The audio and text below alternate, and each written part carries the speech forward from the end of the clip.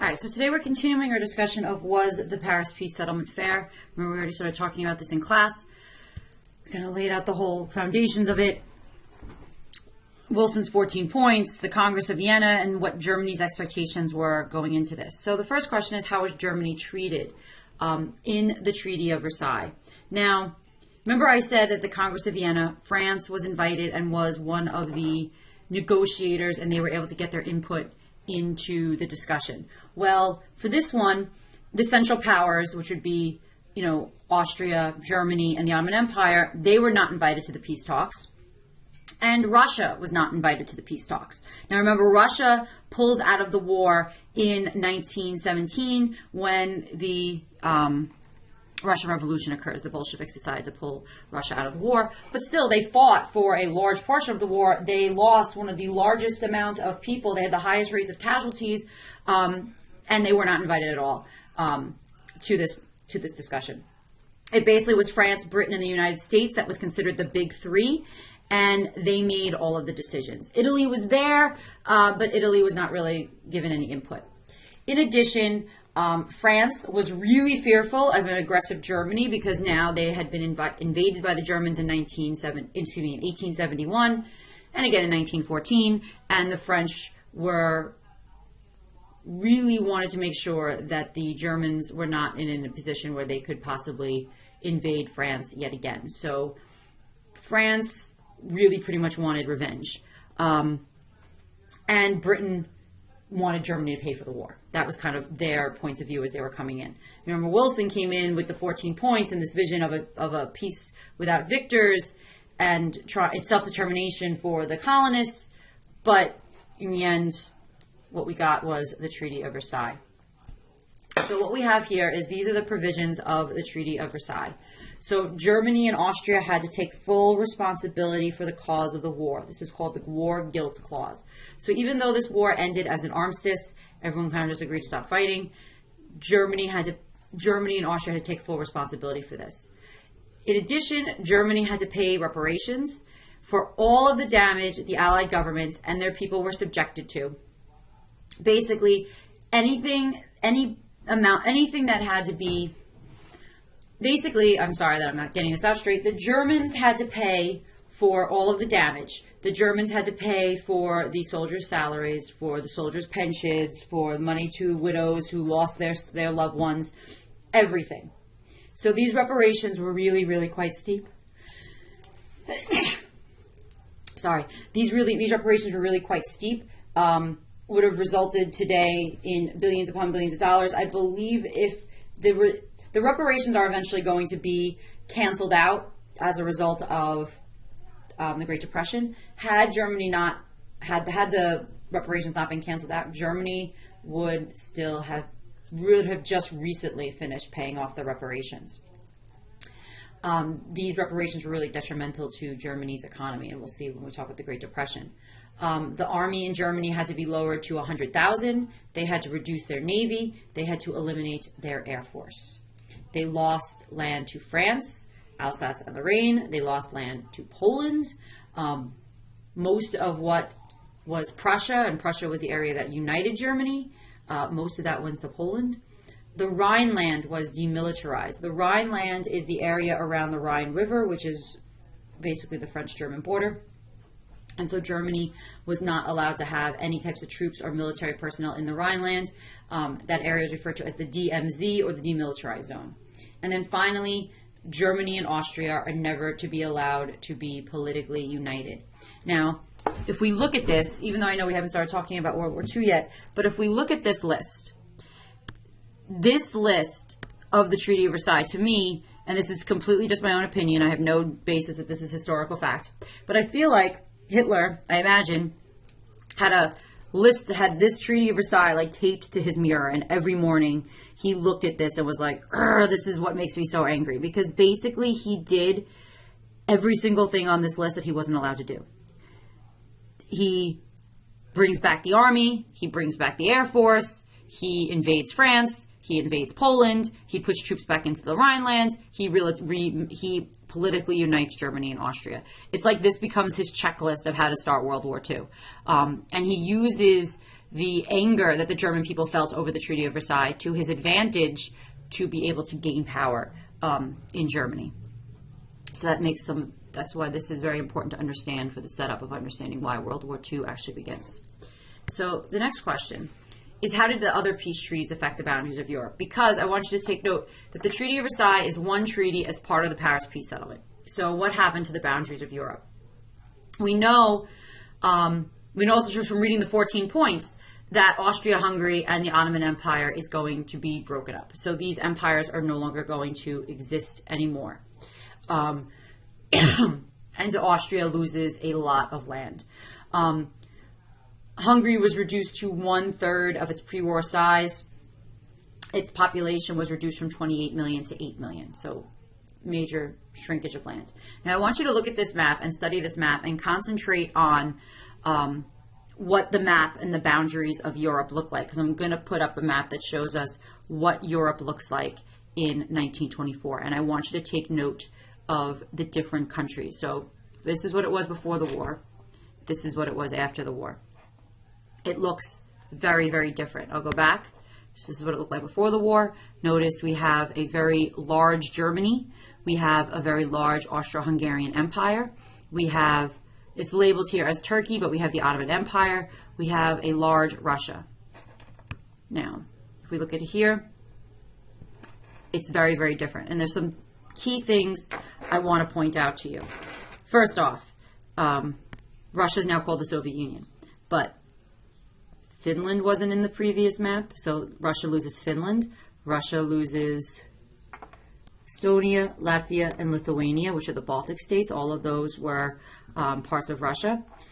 Poland is a completely new country, as is Czechoslovakia. Austria is this little itty-bitty thing, even though it used to be the leader of an empire. We also see the creation of what is referred to as Yugoslavia, which is what the Serbians wanted the whole time, which is the land of the Southern Slavs.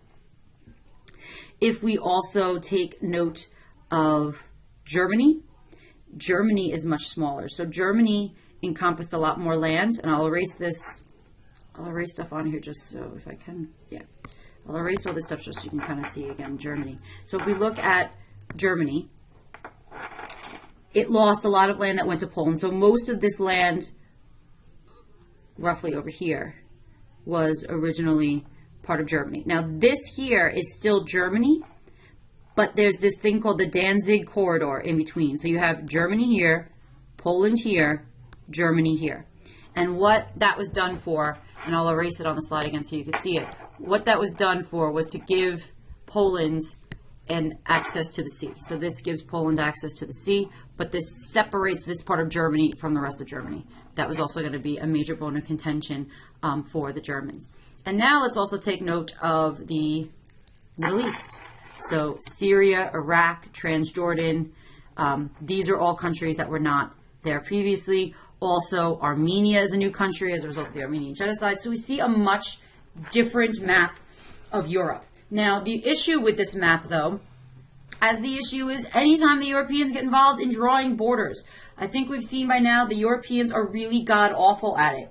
So, yes, we have the creation of Czechoslovakia and Yugoslavia. However, Czechoslovakia was only 67% Czech, and then it was 20% Slovak, and then the rest of that was a mixture of German and other minorities. So Czechoslovakia is a perfect example of this.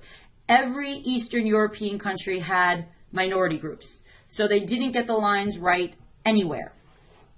Also, we have the issue, which I was talking about in class yesterday, today actually, was the issue of, here you can see this is a closer up version of all the lands. I'll stop talking about the Middle East for a second. Let's go back to talk about Europe for a second. If we look at this map, here we can see all of the lands lost by Germany. So Germany, everything in yellow is land that Germany lost. So this land here, Germany lost. This land here, Germany lost. This is Alsace and Lorraine. And then this is the demilitarized zone, the DMZ. So that's the area that's considered the Rhineland. We see also here in pink was once the Austro-Hungarian Empire, and everything in orange was once part of Russia. Now you might say, well, why did Russia lose so much land? They were eventually on the side of the winning team. Because the Russians pulled out in 1917, they had to form their own treaty with the Germans, and they were in a position of strength. The Germans were in a position of strength when the Russians had to go in to write this treaty, because the Russians are basically asking the Germans to get out of the war early. So the treaty that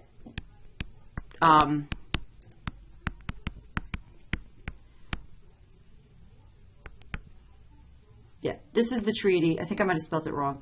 I'll have to look it up in class. But this is the treaty that ended the war between Germany and Russia, and so as a result, Russia loses all of this land. So one of the arguments that the French or the British would have made in making the Treaty of Versailles so harsh against the Germans is, well, look what the Germans did to the Russians. The Russians were just as harsh. The Germans were just as harsh to the Russians.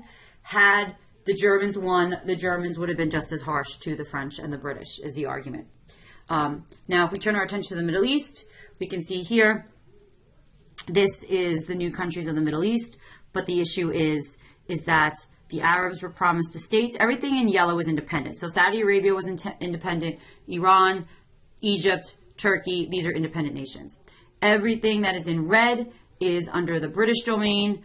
Everything that is green is under the French domain. Now, some of these areas like Morocco and Algeria, these were already French colonies. Sudan was already a British colony.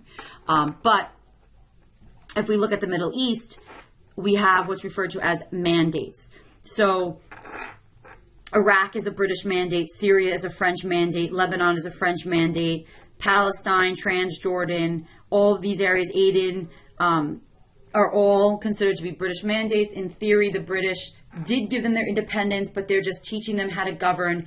And once they are able to rule themselves sufficiently, then the British would let them go. That was the idea.